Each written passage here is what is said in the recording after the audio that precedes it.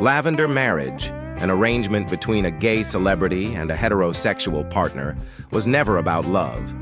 It was a smokescreen, a carefully crafted illusion to distract the public, protect reputations, and dodge the ever-looming threat of scandal. During Hollywood's golden age, at least 17 such marriages were quietly orchestrated by powerful studios desperate to protect their investments. Some couples rushed into marriage just 2 days after meeting. Others spent entire lifetimes with a spouse on paper while secretly giving their hearts to loves the world was never allowed to see. These weren't fairy tale romances. They were survival strategies in an industry that could destroy careers with a single whispered rumor about unnatural desires. Subscribe now to discover the tragic love stories Hollywood never wanted you to know. Rock Hudson and Phyllis Gates, the 48-hour marriage solution. Rock Hudson was Universal Studios' golden boy, America's most ideal man with towering height, broad shoulders, and a voice as smooth as velvet.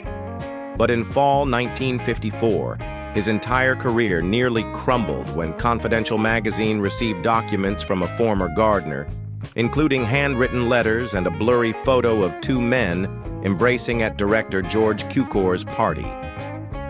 Universal acted within 24 hours. Henry Wilson, Hollywood's most powerful agent, was summoned to Louis B. Mayer's office where an unspoken agreement was drawn up. No defenses, no denials, only one solution: crush the scandal with marriage. Phyllis Gates, Wilson's private secretary, was the perfect candidate: smart, discreet, and scandal-free. When asked to become a contract wife, Gates reportedly said, "If all it takes is a marriage certificate to give him peace, then I'll sign." 2 days later, November 9, 1955, they married in Santa Barbara. No announcement, no reporters. Just one Universal photographer allowed exactly 5 pictures. The entire ceremony lasted 12 minutes while Wilson sat in the back, never taking his eyes off his wristwatch. Simultaneously, Confidential received an anonymous warning about their editor's past tax evasion. The exposé was shelved indefinitely, but the price was immeasurable. Just 6 months later, Gates lived alone in a Westwood apartment while Hudson appeared with female co-stars to maintain his image. The marriage grew so cold that even the press questioned it. By 1958, Gates filed for divorce, citing betrayal of trust, though she never specified what kind.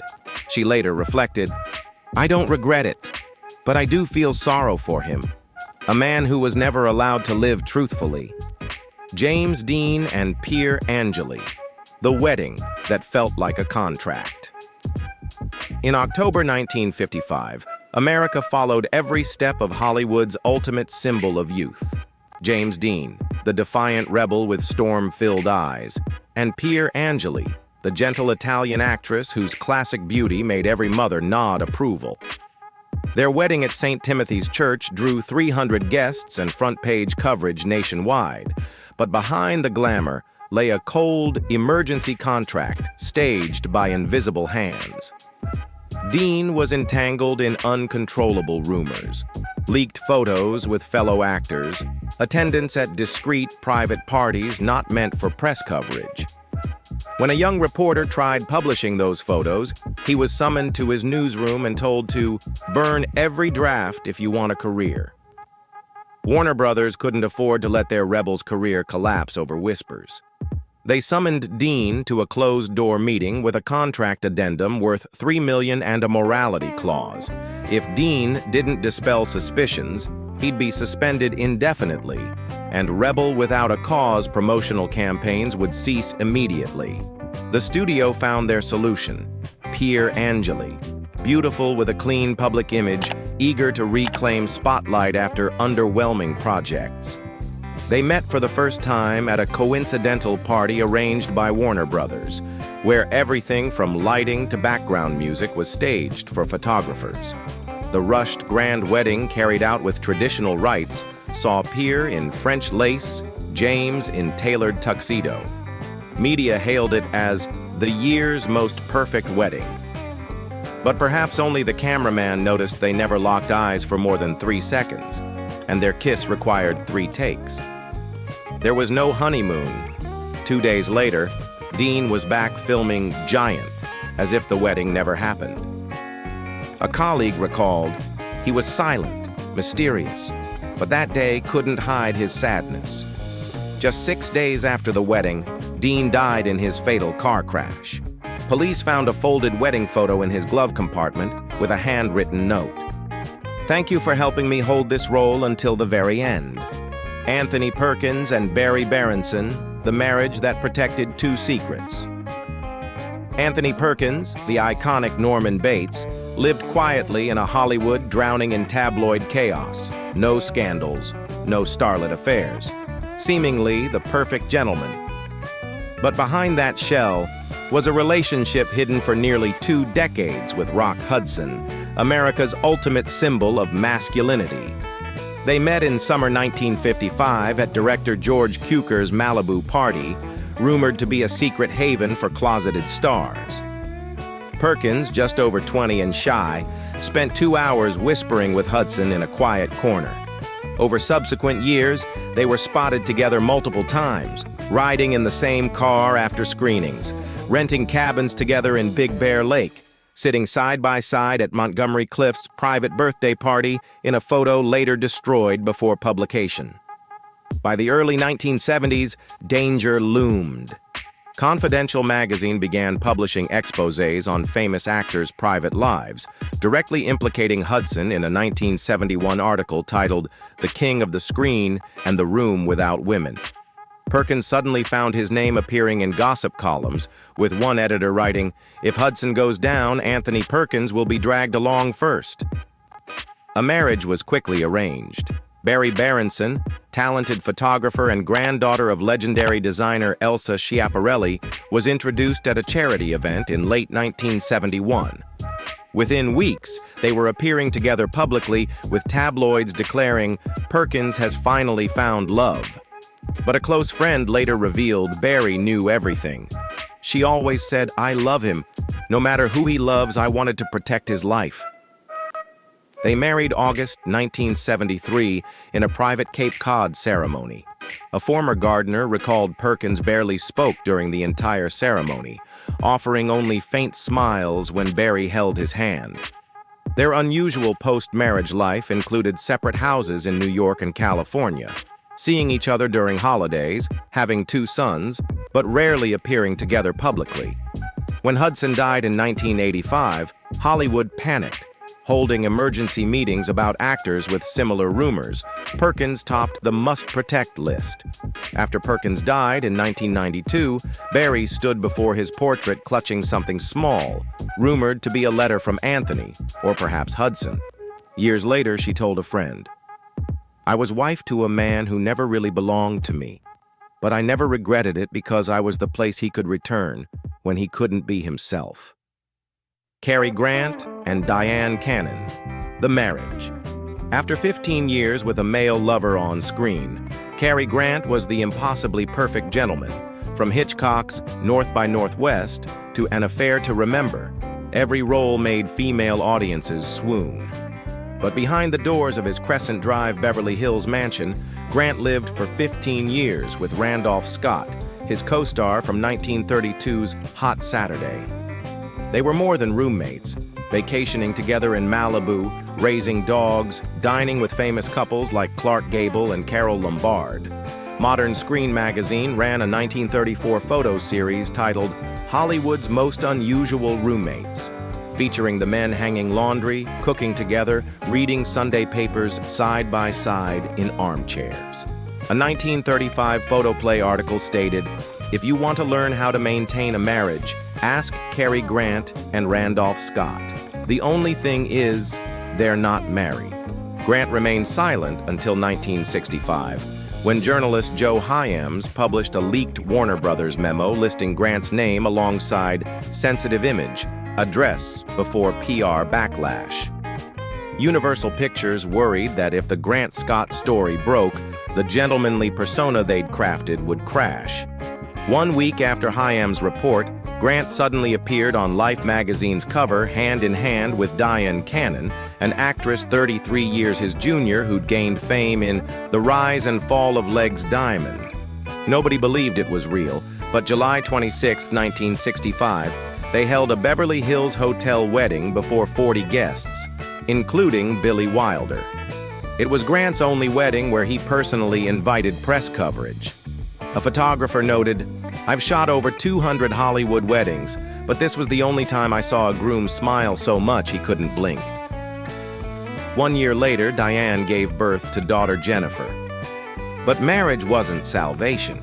Within their first year, Dyan discovered Cary was still secretly sending monthly $100 payments to Randolph Scott in San Diego, continuing for 8 years. In leaked 2010 diary entries, Dyan bitterly wrote, "I didn't marry a man. I married a shadow, and that shadow belonged to someone else." The marriage ended in 1968. Grant never remarried until late in life and never spoke of the past again.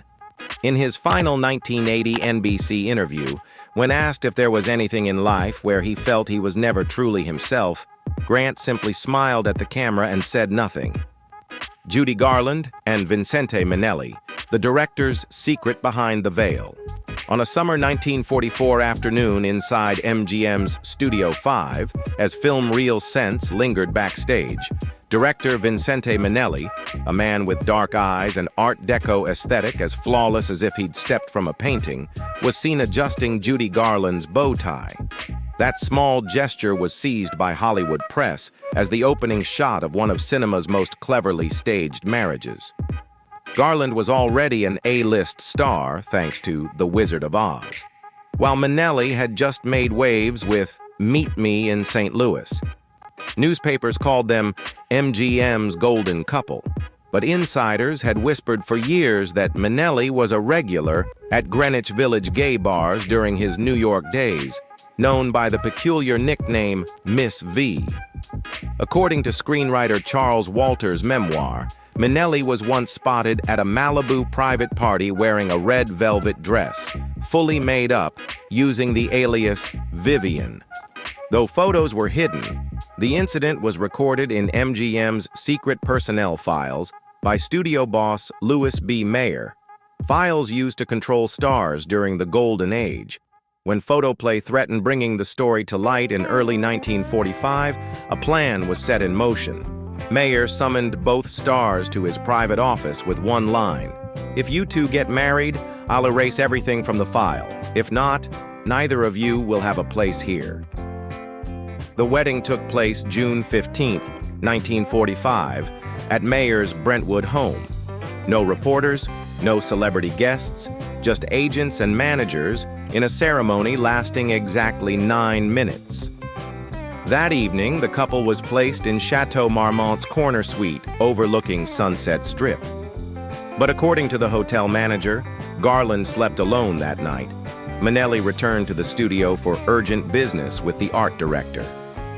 The marriage lasted 6 years, long enough for Hollywood to believe it was true love. They had daughter Liza Minnelli together, the final thread tying two people never meant to be. In 1951, Garland discovered her husband was still seeing a French costume designer living in West Hollywood nicknamed Pier. After catching Minnelli leaving the Bel Air Hotel with Pier at 3 a.m., she screamed at her manager, "I can't keep living like a mask anymore." The marriage ended quietly, leaving deep marks on Garland's life. She began drinking more, became dependent on sleeping pills, often referring to the Lavender trap, her phrase for fake marriages designed to protect one's image. These 5 stories reveal the devastating human cost of Hollywood's systematic deception during an era when a single whispered rumor about unnatural desires could destroy careers overnight. From Rock Hudson's 48-hour marriage solution to James Dean's wedding that felt like signing a contract, each arrangement represented survival rather than love. Desperate measures taken by people who simply wanted to continue doing what they loved, making movies. The studios that orchestrated these Lavender marriages weren't protecting love. They were protecting investments. Stars like Anthony Perkins lived double lives for decades, finding women like Berenson who understood the rules and chose compassion over conventional romance.